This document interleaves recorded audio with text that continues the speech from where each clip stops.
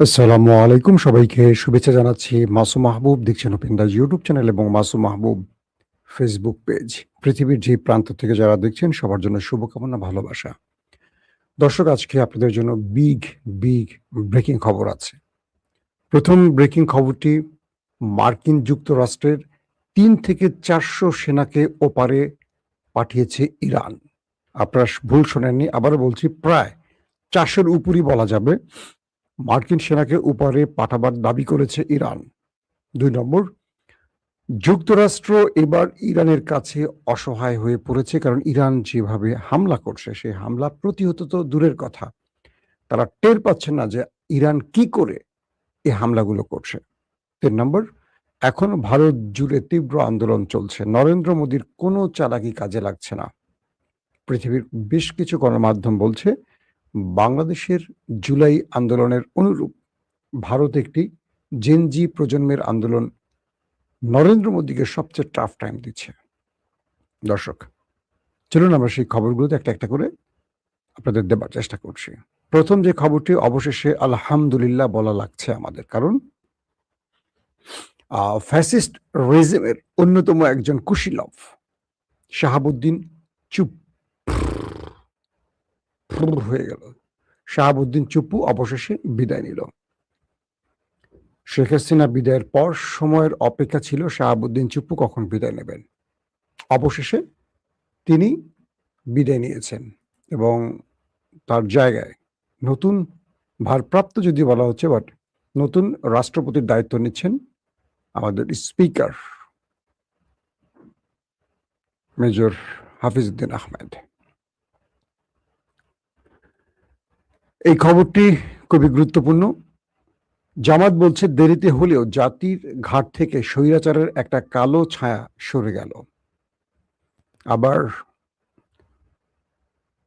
আমাদের স্পিকার বলছেন প্রেসিডেন্ট শাহাবুদ্দিন চুপ্পুকে নিয়ে, তিনি মাফিয়া আমলে নির্বাচিত হলেও জনগণের সরকারের প্রতি তার সমর্থন ছিল, অর্থাৎ বেকায়দায় পড়ে বিএনপিকে সমর্থন দেয় জনগণের সরকারের প্রতি তার সমর্থনের কথাটি উল্লেখ করছেন। অন্যদিকে এনসিপি রাষ্ট্রপতি মোহাম্মদ শাহাবুদ্দিন চুপ্পুকে গ্রেফতারের দাবি করেছে। কি হবে শেষ পর্যন্ত? হয়তোবা তিনি সসম্মানে লন্ডন চলে যাচ্ছেন, এটাই কনফার্ম। এবং লন্ডনের বিলাসবহুল ফ্ল্যাট তার রয়েছে এমন তথ্য আসছে, সঠিক তথ্য আমরা এখনো কনফার্ম বলতে পারছি না। তবে এই খবরটি বলার সঙ্গে সঙ্গে আরেকটি খবর মনে পড়েছে, যেহেতু লন্ডন বিলাসবহুল শব্দটা বলে ফেলছি। সেটা হলো লন্ডনের একটি বিলাসবহুল হোটেলে অতিরিক্ত মাদক সেবনে সৌদি প্রিন্সের মৃত্যু হয়েছে। তোরা মাদক খেয়েই মর, যা আর কি বলার আছে তোদেরকে। একটু তথ্যটা একটু দিলে বোধহয় আপনাদের ভালো লাগবে না। তারপর আমরা গুরুত্বপূর্ণ ব্রেকিং খবরেতে চলে যাব। বলা হচ্ছে যে ২৯ বছর বয়সী সৌদি আরবের এক প্রিন্সের মৃত্যু হয়েছে। তার নাম আবদুল্লাহ বিন ফাহাদ বিন আবদুল্লাহ বিন আব্দুল আজিজ বিন জালাউই আল সৌদ। দর্শক, আসেন আমরা চলে যাচ্ছি এবার মূল খবরে।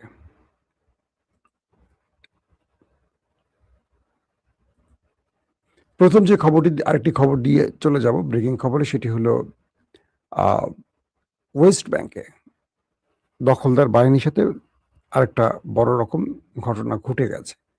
বলা হচ্ছে যে পশ্চিম তীরের নাবলুসে ইসরায়েলি বসতি স্থাপনকারীদের হামলায়, অর্থাৎ তাদের গুলিতে ৬ জন ফিলিস্তিনি শাহাদাত বরণ করেছেন। বুঝতে পারছেন? মানে একদিকে ইসরায়েল মারছে, আরেকদিকে ইসরায়েলের মদদ নিয়ে ইহুদিরা প্রকাশ্যে অস্ত্র নিয়ে ফিলিস্তিনিদের বাড়িঘর দখলে আসে এবং তারা দখলে বাধা দিলে তাদের গুলি করে মেরে দেয়। এরকম অনেক ভিডিও দেখলাম। জমিটা আমার। তো আপনি যেহেতু ক্ষমতাধরদের পক্ষের লোক, মানে ওই নেতানিয়াহু বাহিনীর পক্ষের লোক, আপনি একটা পিস্তল নিয়ে এসে বলেন এই জমির সমস্ত ফসল এখন আমার, এটার মালিক এখন আমি, ভাগো। বুঝছেন? যদি না ভাগবে তখন দেখা যাবে যে তাকে গুলি করা হবে বা মারধর করা হবে বা পুলিশে গ্রেফতার করা হবে। এই জুলুম কবে বন্ধ হবে? খবরে বলা হচ্ছে তাল গ্রামে বসতি স্থাপনকারীদের হামলায় অন্তত 4 জন ফিলিস্তিনি এবং 2 জন ইসরায়েলি খেলাটি হচ্ছে 4-2 ম্যাচ। 4 জন ফিলিস্তিনি ও 2 জন ইসরায়েলি নিহত হয়েছে। প্রায় 20 জন ইসরায়েলি বসতি স্থাপনকারী গ্রামটিতে হামলা চালিয়ে মানুষ ও তাদের বাড়ি ঘরের উপর গুলি বর্ষণ করে। এদিকে পার্শ্ববর্তী গ্রামগুলোতে বসতি স্থাপনকারীদের হামলায় আরো অন্তত 8 জন ফিলিস্তিনি আহত হয়েছে। হামলার পরিপ্রেক্ষিতে ইসরায়েলি প্রধানমন্ত্রী নেতানিয়াহু দ্রুত ওই স্থানে আবারও সামরিক বাহিনী পাঠিয়ে অভিযান শুরু করেছেন। একদিকে তাদের জনগণ এসে হামলা করবে, তারপর তাদের জনগণ ব্যর্থ হলে তারা সেনাবাহিনী পাঠাবে, তারপর তারা কি করবে, সামরিক বাহিনী দিয়ে সেখানে আবার পাল্টা হামলা করবে। এই হলো তাদের সুন্দর চরিত্রের অবস্থা। দর্শক আসেন আমি আপনাদেরকে কিছু ভিডিও দেখাবো, মানে পিকচার এবং ভিডিও দুটোই দেখাবো, দেখিয়ে আপনাদের কিছু ঘটনার বর্ণনা দেবো যেটার জন্য আপনারা বসে আছেন। বলবেন মাসুম ভাই কি বললো, সঠিক না ব্যাঠিক, একটু প্রমাণ দিল না। যে আমেরিকা এই ব্যাপারে এখন কি জবাব দেবে। আজকে ডোনাল্ড ট্রাম্প খেপে গেছেন। খেপে গিয়ে তিনি বলছেন কি, ইরানকে অস্ত্র সরবরাহের বিরুদ্ধে চীন ও রাশিয়াকে সতর্ক করেছেন। মানে আজকে যে খবরটি দিতে গিয়ে আমি আটকে গিয়েছিলাম, আমার যে কোনো কারণে আটকে গিয়েছিল।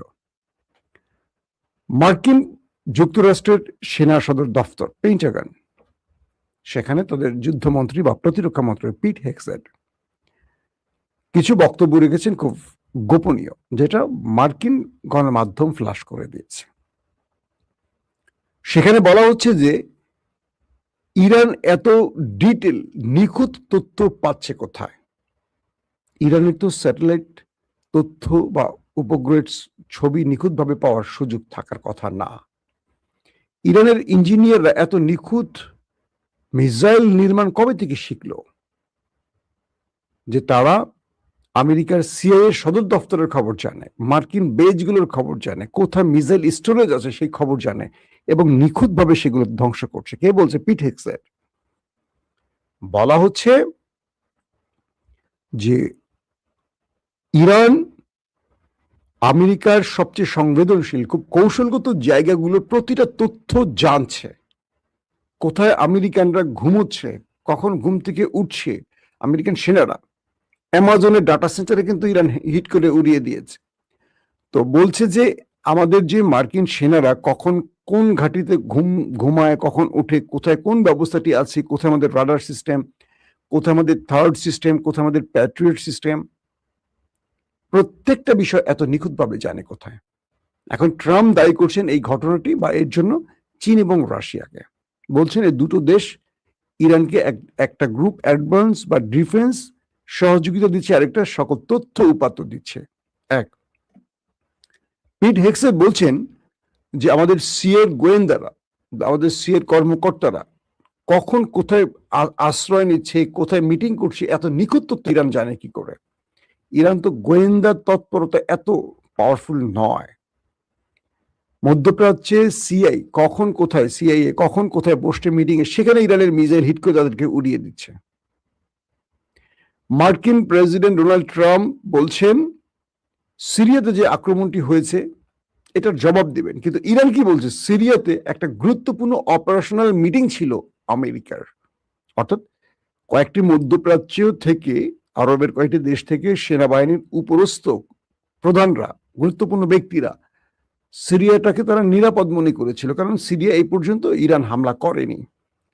সিরিয়ায় মার্কিন বেজ কতটুকু, কয়জন আছে, এত কনফার্ম তথ্য এখনো কেউ জানে না, কারণ আমেরিকা সেখান থেকে চলে গেছে অনেকে, সেখানে নতুন সরকার বসছে। তো বলা হচ্ছে যে সেখানে এই গোপন মিটিং এর তথ্য ইরান জানে কি করে, যে একটা হামলায় অনেক মার্কিন সেনা গুরুত্বপূর্ণ ব্যক্তিদেরকে ওপারে পাঠিয়ে দিয়েছে ইরান।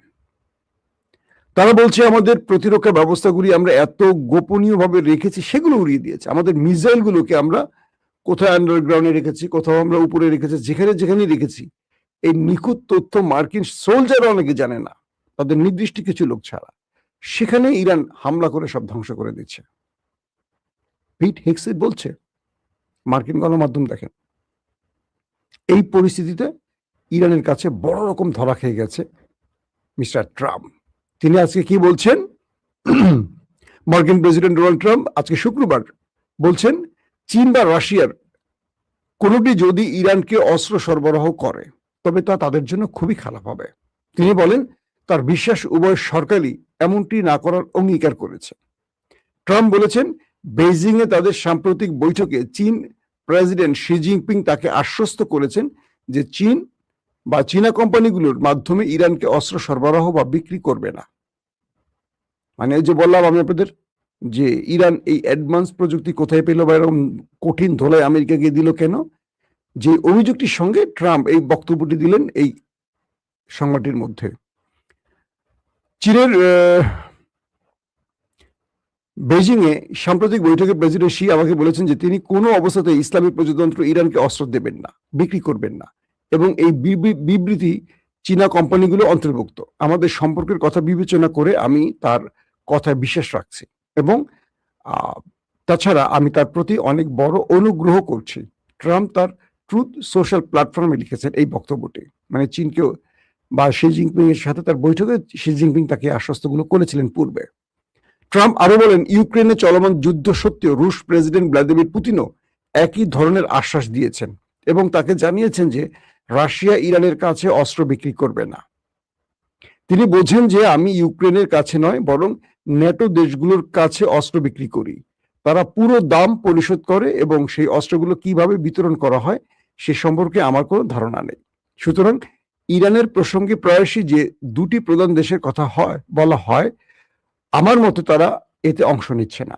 যদি তারা অংশ নিত তবে তাদের জন্য খুবই খারাপ হতো, নিশ্চিতভাবে তাদের সর্বোত্তম স্বার্থের পরিপন্থী হতো। এই কথাটি ট্রাম্প বলছেন। বিষয়টা আপনি বুঝতে পারছেন? মানে ট্রাম্প দুটো দেশকে বুঝাচ্ছেন যে আমার মনে হয় তারা এই কাজটি করবে না, কারণ তারা আমাকে আশ্বস্ত করছেন। কেন পিট হেগসেট যখন বলছে যে দুটো দেশ জড়িত না, তো বা ইরান এত পাওয়ারফুল পজিশনে বা ইরান এত হামলার পরও ইরান কিভাবে ঘুরে দাঁড়াচ্ছে, বারবার ইরান আমেরিকাকে এত বড় ক্ষতি করছে কিভাবে, কারণ ট্রাম্পের সামনে আসলে ফিরে যাওয়ার কোনো পথ খোলা নেই। দর্শক, তো এই পরিস্থিতিতে আমেরিকা একটা বড় রকম মাইনকা চিপে আটকে গেছে। পাশাপাশি আজকে শুক্রবার কিরগিজস্তানে চলপন আতা শহরে অনুষ্ঠিত সাংহাই সহযোগিতা সংস্থা পররাষ্ট্রমন্ত্রীদের পরিষদের বৈঠকের ফাঁকে সাংবাদিকদের সঙ্গে কথা বলতে গিয়ে ইরানের পররাষ্ট্রমন্ত্রী আব্বাস আরাকচি বলেন বিদেশি সমকক্ষের সঙ্গে তার বৈঠকে ইরানের বিরুদ্ধে মার্কিন কর্মকাণ্ডের নিন্দা জানানোর বিষয়ে ব্যাপক ঐক্যমত করা হয়েছে। অর্থাৎ পৃথিবীর বিভিন্ন দেশ ইরানের উপর আমেরিকার এই হামলায় নিন্দা জানাতে যাচ্ছে বা নিন্দা জানাবে, এই বিষয়টি আসছে আলোচনায়। দর্শক, আমি আপনাদেরকে এই ইরানের সংবাদটা লম্বা না করে ভারতের খবরে আসি। নরেন্দ্র মোদী অনেক বড় বেকায়দে আছেন কেন? ক্রমান্বয়ে আন্দোলন আরো বাড়ছে, বিভিন্ন সম্পৃক্ততা বাড়ছে। ইতিমধ্যে ভারতীয় গণমাধ্যমগুলো জোরে সোরে প্রচার করছে এই আন্দোলনকে সমর্থন দিচ্ছে বাংলাদেশের জামাত ইসলামী, এবং মোদি মিডিয়া এই মিথ্যাচারটাকে একদম হাসিনা মিডিয়ার মতো, হাসিনার আমলের সময় টিভি, 24, 71 টিভি, 72 টিভি, 74 টিভি, এরকম বহু টিভি ছিল না, তারা একটা এজেন্ডাকে একসঙ্গে সবাই মিথ্যার মাধ্যমে সত্য প্রমাণের চেষ্টা করতো, গোয়েবলস যেটা করতো। তো হাসিনার কাছ থেকে এটি শিখছে আমাদের নরেন্দ্র মোদী দাদা। তো তার মিডিয়া একসাথে ছাত্রদের বিরুদ্ধে প্রোপাগান্ডা চালাচ্ছে, ময়ূখ রঞ্জনের মতো প্রচুর মিথ্যা শুরু করছে। এটা নিয়ে আমি আলাদা একটা এপিসোড করব।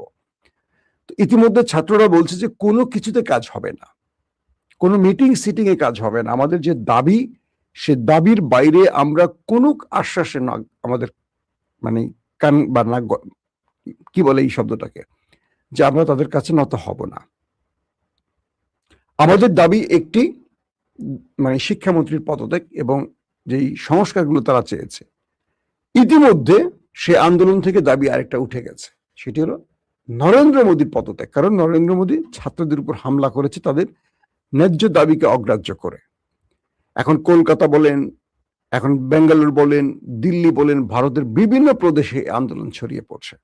পাশাপাশি পুলিশ মারমুখী হচ্ছে, কোথাও কোথাও পুলিশ সংযমী আচরণ করছে, কারণ ইতিমধ্যে কিছু গণমাধ্যম বলছে এটা ডিপ স্টেটের খেলা হতে পারে। নরেন্দ্র মোদীকে ক্ষমতা থেকে সরাবার জন্য এটি ডিপ স্টেট বা মার্কিন যুক্তরাষ্ট্রের কোনো শক্তির বলের খেলা হতে পারে। এক একটা তথ্য আসছে, কিন্তু যে ছাত্র বিক্ষোভ চলছে এবং নরেন্দ্র মোদী বলছেন যারা প্রশ্নপত্রের ফাঁসের কারণে বা পরীক্ষা দিতে পারেনি বলে আত্মহত্যা করছে তাদের পরিবারকে ক্ষতিপূরণ দেয়া হবে। তাহলে নরেন্দ্র মোদীরও আমার মনে হয় ক্ষমতা থেকে সরিয়ে ক্ষতিপূরণ দিয়ে দেওয়া উচিত। মানুষগুলোর জীবন চলে গেছে। ধরেন শেখ হাসিনা যে ২,০০০ মানুষকে মেরেছে, হত্যা করেছে, তাদের পরিবারকে আপনি ক্ষতিপূরণ দিয়ে লাভ কি? যে মানুষটা চলে গেছে সেই মানুষের ক্ষতিটা পূরণ কিভাবে করবেন? দেখা গেল হাদি, শহীদ আমাদের ওসমান হাদি, তাকে মারলো, তার পরিবারের লাভ হলো, তাকে বেচাকিনা করে দিল তার ভাই বোনেরা। জীবন দিল হাদি, এতিম হলো তার সন্তান, বিধবা হলো তার স্ত্রী, লাভ হলো ভাই বোনের, কারণ বেচাকিনা ভাই বোন করে। ধরেন আমার যদি কখনো কিছু হয়, কখনো আমার পরিবারকে টাকা দেবেন, আমার পরিবারের এখানে ক্ষতিটা কি? ক্ষতি হবে আমার সন্তানের, আমার স্ত্রীর হবে, আমার সন্তানের হবে, আমার বাবা মা সন্তান হারাবে, আমার ভাই বোন কি করবে? কাঁদবে। তারপর তারপর কি? আল্লাহ লাগে, আমি আমাকে দিয়ে উদাহরণ দিচ্ছি না, এটা হাদির কথাটা বুঝেছি, এটা আবার ব্যক্তিগতভাবে আমাকে নিয়ে না কেউ। কি হবে? আমার ভাই বোনের কিছু হবে? হাদির সেই ইনকিলাব মঞ্চ কারা দখল করতে চাচ্ছে? দেখেন, এগুলো বিশ্বাসঘাতক। পরিবারের মধ্যে লুবিরা থাকে, দরিদ্র ফ্যামিলিগুলোকে খুব সহজে কেনা যায়।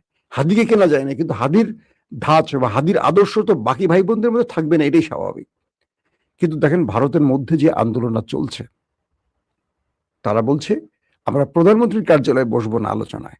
তাদেরকে বলা হচ্ছে তোমরা আসো, মানে মোটা অঙ্কের টাকা দিয়ে থামাই দেবে। বলছে না, তোমাদেরকে যন্তর মন্তরে আসতে হবে। যন্তর মন্তর হলো দিল্লির শাহবাগ, যেখান থেকে আন্দোলনের সূত্রটা হলো ককরোচ পার্টির, যে এখানে আসতে হবে, এখানে এসে আমাদের সকল দাবি মেনে ঘোষণা দিতে হবে। আশ্বাসে কাজ হবে না। কোনো আশ্বাস, নরেন্দ্র মোদী কাল রাতে টুইটারে জরুরি বক্তব্য দিয়েছেন, সব দাবি মেনে নেবেন এবং দ্রুত বিচার করবেন। তিনি ফার্স্ট খুব দ্রুত আদালত গঠন করে এই বিচারটি করবেন ঘোষণা দিয়েছেন। তারা মানতে রাজি না। আশ্বাস নয়, বাস্তবায়ন, এই চলছে এখন।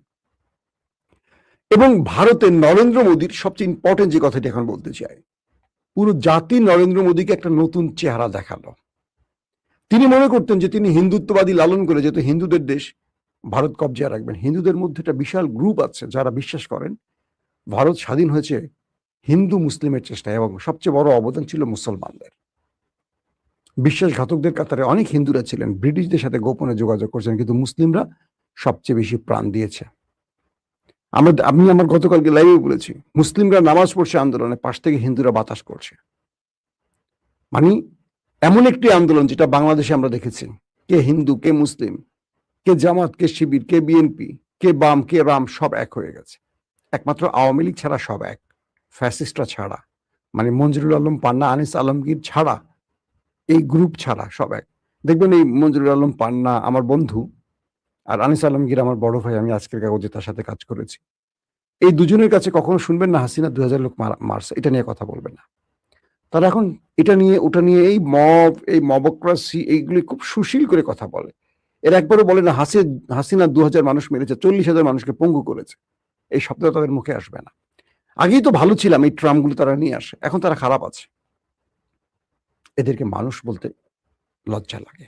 মানুষ এরকম হয় না। যদি মঞ্জুরুল আলমের ছোট একটা কিশোরী মেয়ে আছে, আমি চিনি, খুব কিউট, তার একটা বুকে গুলি লাগতো, তিনি বুঝতেন চালাকি। কারণ বাংলাদেশের অন্যান্য মানুষের রক্তকে সে নিজের রক্ত ভাবেনি, আমি ভাবছি হয়তো, তাই আমার কাছে খারাপ লাগছে। যে বাচ্চাটা ঘরে খেলতে গিয়ে গুলি খেয়েছে, কোনো আন্দোলনে না গিয়ে, আমি মনে করি সেই জায়গাটা আমার বাচ্চা থাকতে পারতো। এটা মঞ্জুরুল আলম পান্না বা আনিস আলমগীররা বোঝেন না বা মানেন না বা চিন্তা করেন না। কেবল তাদের সন্তানকে তারা নিজের মতো চিন্তা করেন।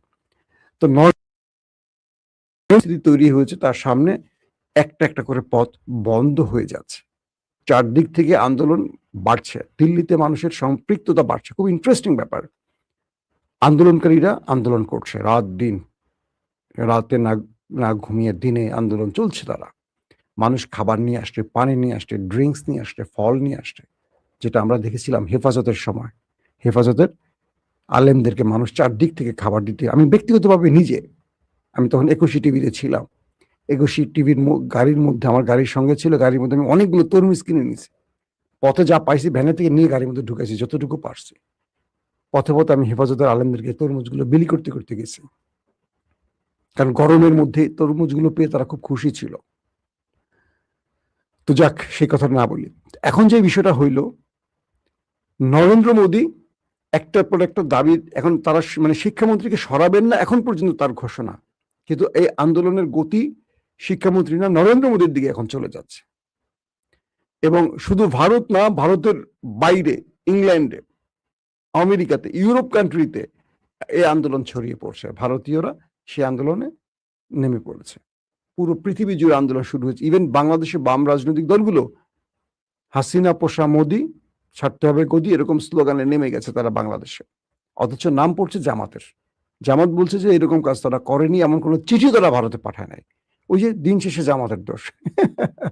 যেটা বাংলাদেশ 15 বছর দেখি সব দোষ বিএনপি জামাতের। এখন বিএনপি চোখে জামাতের, মানে জামাত একটা মহা বিপদে আছে। তাদের একজন এমপি এত বছর পরে টাকাম করছে, কিন্তু যে দলগুলো 12 মাসই একামের উপরে থাকে তাদের কোনো দোষ নাই। এটা ঠিক আছে। কেন ঠিক আছে? মানুষ মনে করে ইসলামী লোকগুলো ভালো হবে। ইসলামী লোকগুলো ভালো হয় সাধারণত, ভালোই তো না? আপনি দেখেন, মানুষ ইসলামী ব্যাংকের প্রতি ভালোবাসা বেশি, মানুষ ইসলামী ব্যাংক পছন্দ করে বেশি, মানুষ ইসলামী লোকদেরকে আমানতদারি মনে করে মানুষ। কিন্তু ইসলামের গায়ে মানে সাদা কাপড়ে ময়লা লাগলে একটু চোখে বেশি পড়বে, এটাও মানতে হবে। একটা দুইটা ঘটনা ঘটতেই পারে, এরা মানুষেরও প্রমাণ হবে নাকি? তো নজরুল সাহেব যেটা করছে তার শাস্তিও পাইছে, জামাত তাকে 24 ঘন্টার মধ্যে শাস্তি দিচ্ছে। কিন্তু আমরা দেখলাম সিলেটের একজন ব্যক্তি টুনটুনি দেখিয়েও এমপি হয়ে গেছেন, তাকে দল বাতিল করে নাই। আমরা দেখছি আওয়ামী লীগের এরকম অনেক একাম কুকাম করে ধরা পড়ছে, কিচ্ছু হয় নাই। মানুষ আমার এক কাছের বড় ভাই সাংবাদিক মাসুদ কামাল ভাই বলতেছিলেন যে মানুষ তো আসলে ওদের কাছ থেকে এটা আশা করে, ওরা ধর্ষণ করবে, গুম করবে, খুন করবে, একাম করবে, কুকাম করবে, কিন্তু জামাতের থেকে তো আশা করে না। তো দুই একটা তো জামাত করবে, স্বাভাবিক। বিষয়টা হলো এরকম। এটা হাসির বিষয় না। এটাকে নিয়ে যেভাবে রাজনীতিকরণ করা হয়েছে, চরিত্রের 12টা বাজানো হয়েছে, এটা বিপদ। কেন জানেন? আগামী দিনে বিএনপি তো এগুলো করবেই। বিএনপি সব নেতারাই মোটামুটি কম বেশি একটু মানে ঘরের বাইরে লবণ টেস্ট করেন। এখন এগুলো মিডিয়া তাদেরকে একটার পর একটা আটকাবে। সোশ্যাল মিডিয়া হা করে থাকবে, পাবে আর প্রচার হবে, এখন আর ছাড়াছাড়ি হবে না। অর্থাৎ একটা চরিত্রের 12টা বাজাতে গিয়ে এখন পুরো দেশের রাজনীতিবিদের চরিত্রের 12টা বেজে যাবে। নিঃসন্দেহে থাকেন, দেখেন না এখন সোশ্যাল মিডিয়াতে এখন কি খেলা চলবে। এগুলো নিয়ে আমি আর কথা বলতে চাই না। তো নরেন্দ্র মোদীর আপাতত বলা যায় বিদায় ঘন্টার দিকে যাচ্ছে আন্দোলন, এবং পৃথিবী তাকিয়ে আছে কতটা ডাইনামিক বা কতটা কৌশলীভাবে নরেন্দ্র মোদী আন্দোলন থামাতে পারে। কিন্তু আন্দোলন যেভাবে গতি বাড়াচ্ছে ককরোচ পার্টির সঙ্গে সকল রাজনৈতিক দলের যেই সাপোর্ট বা তাদের যে সমর্থন, এটা বাড়ছে। যদিও বিজেপি বলছে আন্দোলনের সাথে বিদেশি শত্রুদের হাত আছে, ছাত্ররা এটাকে ডাইরেক্ট বলছে যে আপনি আন্দোলন দাবি মানার কথা বলছেন আর আমাদেরকে অপরাধী সাজাচ্ছেন বা আমাদের দেশদ্রোহী বানাচ্ছেন, এটার জন্য আপনাকে আমরা ক্ষমতা থেকে টান দিয়ে ফেলে দেব মিস্টার নরেন্দ্র মোদী। এখন নরেন্দ্র মোদী সে গদি মিডিয়া, মানে যে মিডিয়া নরেন্দ্র মোদী পালছিলেন অবৈধ টাকা দিয়ে, সেই মিডিয়া কতটুকু বাঁচাতে পারে? শেখ হাসিনাকে তো বাঁচাতে পারেনি পুলিশ, র্যাব, সেনাবাহিনী, বিজিবি, কেউ, এবং বাংলাদেশের কোনো মিডিয়া। শেখ হাসিনাকে দেশ ছেড়ে পালাতে হয়েছে চোরের মতো। নরেন্দ্র মোদীর ভাগ্যেও হয়তো সেটা আছে, ধারণা করতে পারি। আল্লাহ হাফেজ।